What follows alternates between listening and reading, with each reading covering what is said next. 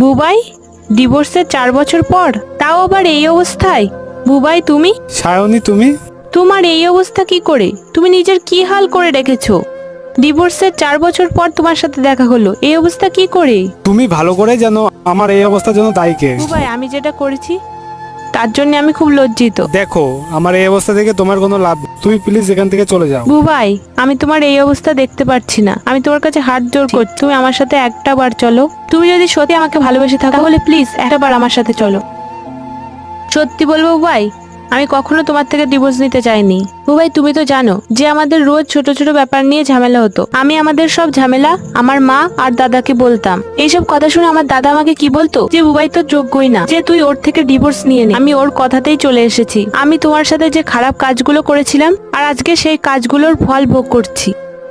ওই একটা কথা আছে না, তুমি যেমন কর্ম করবে তেমন ফল পাবে।